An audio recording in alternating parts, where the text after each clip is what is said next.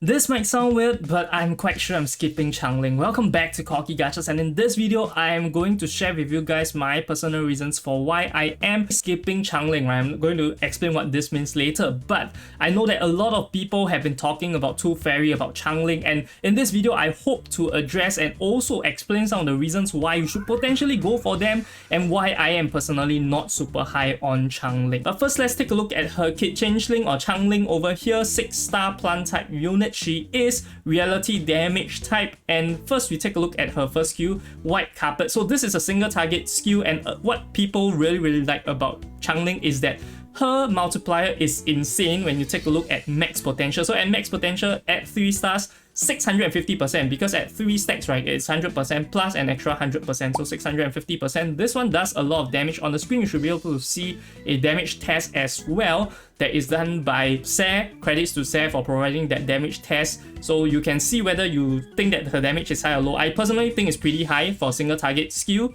Next is going to be Visit from Friends. Mass attack deals 135% reality damage to 2 enemies. Then if in stats down, control, yada yada, deals an extra 30% reality damage. And if this looks familiar to you, of course you're familiar, because our 5-star, 7-star god Beacon actually has the same exact multiplier. So if Beacon deals a lot of damage, of course Changeling is going to do a lot of damage with the fact that she deals extra damage to poison units. Okay, and for her ultimate, this is mass attack, deals 350% reality damage to all enemies, inflict poison on all targets, especially useful if you're not running Changeling with Sotheby or Kanjira, but ideally you do want to run with her, and this becomes kind of like a backup if the debuffs do not hit on all units, because Sotheby only hits 2 units, right? So this is where there are 3 units, potentially this will be useful. Other than that, I would say this is not the most useful. Of course, poison is also Genesis attack, which means it will not crit, by the way. There are good, there are bad, but from the side cubes end, a lot of side cubes do not benefit Genesis damage. So for Insight 1, this is where every time you enter the battle, the first time you enter, and every third round,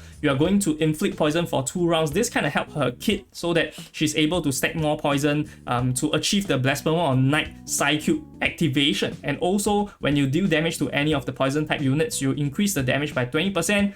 And her third insight is where I don't really like it. It's where under poison state, if they are not under poison state, you're going to inflict poison. So ideally, you always want to be attacking units under poison state. So this is quite redundant in my opinion, which also kind of drops her stock by a bit. And for Portraits, and I think that Changeling is definitely okay at P0. In fact, I would say that for Whales, right, Changeling is not that good because her Portraits is not going to up her limit by that much. So for Whales especially, I don't think Changeling is the best when you look at that upper limit potential, unlike some of the other units. Okay, so right now, I've only talked about her good. She deals a lot of DPS. You might be thinking, hey Corky, you don't want to draw for Changeling or you want to skip Changeling. You haven't told me any of the reasons. You only tell me that she's good because her damage is very high, etc, etc. And now we're gonna start on the main content, okay? Which is why I am skipping Changeling. The first reason is because I think that even if, right, for me, my account, I have Sotheby, I have Beacon, right? I don't think that Changeling is necessary. Why? Why do I think so? Because, like I mentioned right just now for her mass attack skill, right? This is Beacon just with a bit of additional damage, but you might be thinking, hey, the poison state, right? Over here, this 20% insight deals 20% more, which means already much more than Beacon. But guess what, guys? Portrait 2 Beacon changes it so that it deals more reality damage. So instead of just having the 30%, it's going to have 45%. Okay, at 2 stars, 65%, 100% at 3 stars. So the damage is already there, and you might be thinking, hey, Beacon P2, how are you going to get that? Guess what, guys? Look at the banner. Okay, if we just go to the banner and take a look at who is coming on Toothfairy, which everyone is definitely going to save on. Look at this, Beacon is over here. So Portraits for Beacon is not that difficult to get. And I also want to say at the same time that her flexibility is quite bad in my opinion. If I just look at her from a unit end, right? Are you going to be using her if you do not have Sotheby or if you do not have Kanjira? But I'm not saying that she cannot be used. Okay, so this is where I really have a problem with her, is that I think that she needs to be in the conversation of having the perfect conditions so that she can be the top tier DPS. Everyone calculates her with all those criteria put in, right? But for a lot of other units, they are much more flexible compared to her, and people always talk about her at her BIS state instead of looking at her at the P0 non-BIS state. Okay, if you don't have those units to come complement her, is she as good? I really don't think so. I treat her as almost any other hyper carry. And also from a Psycube's end, when it talks about BIS, right, this is something I have a lot of problems with when it comes to that, and that is the Blasphemer of Night.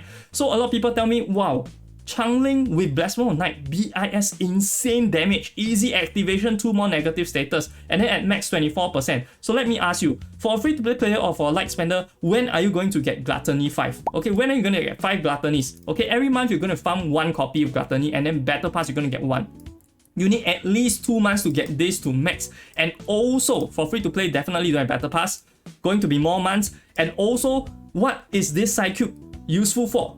Only for Changeling. Okay, who else is going to use this stupid Psycube? The inflexibility of Changeling doesn't just restrict to having Sotheby, having Kanjira in her team to achieve those damage that is much higher than other hyper carries, but also from a Psycube's end, it's very restrictive in my opinion, and I have not invested in Blasphemer of Night. If I were to really want to build Changeling to be so much better than the rest, right, I have to invest a lot, including limit breaking and amplifying this freaking Psycube that I potentially cannot use for other people. Unlike my Luxurious Legion that I can use on my Melania, and even then I can use it on Beacon, there are a lot of units with single target ultimates. So I don't really think that it's as restrictive as Blasphemer of Night. And of course, your first priority, if you don't have, you're not using like Melania, potentially you might be using Brave New World.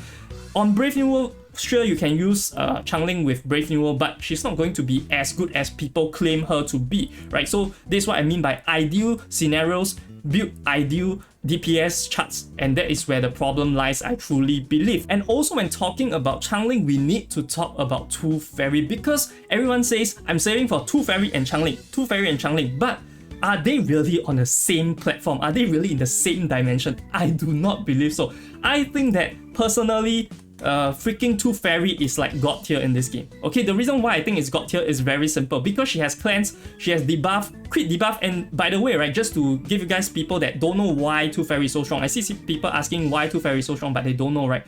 Crit resist, right? It doesn't matter if the opponent doesn't have crit resist. You can go to negative crit resist. This is effectively crit rate for your team. This is very sick, and also with this Baby Tooth Collector on Inside 1, right? Very, very strong. The healing is off the charts as well. The only problem I think Toothfairy have, if I really want to nitpick, is that she is fragile. Okay, that's the only thing I can nitpick about her, but you can see her in all content. Throughout my research, every single content has Toothfairy and can use Toothfairy, but for Changeling, can I say the same for her? I don't think so. Sure, she's super strong at clearing Limbo, she's super strong at clearing U2, but those content have a cap. What do I mean by that? The cap is you clear or you don't clear. Okay, there is no A grade, B grade, C grade, unlike boss rates. And for boss rates, you want single target DPS for mains bulletin. You want single target DPS, on the screen you can see, right, the different ranks give you different rewards. You can argue, okay, this different rewards, right, I don't really care that much because I think that the rewards are not that good. I can get A rank, I don't have to get SSS rank. But for me personally, I try to go for units in Melania as well, because I think that Melania can push me to SSS rank, whereby I can potentially get rewards that I cannot get otherwise and can excel me in the game further, right, even just for flexing, right? So I feel that Changeling from that end is an overkill. But, okay, this is the point where I want to point out for people that think that I strongly disagree with you saving for Changeling if you're Sotheby, if you're Beacon, or even if you're going for Kanjira in the future, right? Changeling can be an extremely good unit because, like I mentioned, she is overkill. But for people that are not confident in clearing Limbo, that overkill, right, becomes mandatory. So without her, maybe you cannot clear Limbo. Then that is a good thing to have Changeling for. So for different people, right, there are different priorities. And for me personally, I am going for the SSS rank. I don't think Changeling as an AOE damage user is that good. She's still usable in boss rates, don't get me wrong, but she is not able to provide that much as compared to the unit after her, which is Black Dwarf. Okay, so let's take a look at Black Dwarf over here. I'm not going to go too much into a skill, but you can see, right, there is a lot of complexity in her. Although once you figure out how she works, right, I think it will become second nature. The most important thing and difference over here is that Black Dwarf is an extremely strong P0 single target DPS that can be extremely helpful in 1.4, especially with the boss rate. So with their banners so close, right, the only thing I can tell you is that Toothfairy is a non-negotiable in this game when it comes to saving. Even if you don't have Toothfairy, sure, you can definitely play the game, but she's used so much that I might have to really give her respect and say that everyone should try to save for her. But for Changeling, treat her like any other hyper carry. She's not on the same tier. Okay, this is what I want to drive across. And Black Dwarf, in my opinion, might rival Changeling when it comes to hyper carry potential, if not better when it comes to boss rates. And this might be someone that I might potentially go for, even having Eternity, because I'm not confident I'm able to hit SSS rank with just Eternity. I think that with Black Dwarf itself, right, I might be able to do so. If I'm not going for Black Dwarf, potentially I would go for Shaman, which is really, really strong as a base support. And there aren't that much beast supports when it comes to that. So that is why I'm considering soft skipping Changeling, right? Depending on how well my Toothfairy pulls go. If I pull Toothfairy in 10 pulls, maybe I can devote like 40-50 pulls for Changeling, but that is as far as I'm willing to go. I'm not really willing to go all in for her, even if I have Beacon and I have Sotheby. And lastly, I think that plant is extremely stacked. Okay, if you just look at Beacon, look at Ananli, and you look at not Sotheby, right? You probably want to use Toothfairy with them, but Sotheby is also not that bad, and there is also Juvius. A lot of people say that Juvius is not that good, but personally, I think that Juvius potentially can be that carry that you need, and all of these sub DPS, right, have been acclaimed for their strong DPS capabilities. 2 sub DPS add together is 1 main DPS. With them, you have Seal, you have the debuff, you have the ability to generate higher star cards. So all of this already catered by the existing plant units. And if you already have Juvius, right, I really wouldn't recommend you to go all in for Changeling, but that is just my opinion. And also, I would like to say that with 1.5, right, there is a potential for 1.5 to release a new freaking carry for plant type. Why do I say so? It's because the Limbo is going to change to have the star type enemy. So you know, right guys, this game is trying to sell you the unit. So if the Limbo change to star type, potentially the new banner that they're going to tease in 1.5 is going to be a plant type. I might be wrong, but even if I'm wrong, I think that the existing roster of plant is so freaking strong that I don't see a specific need to pull for Changeling so that to bring me to the next level when I'm already at a good enough level. That is how I feel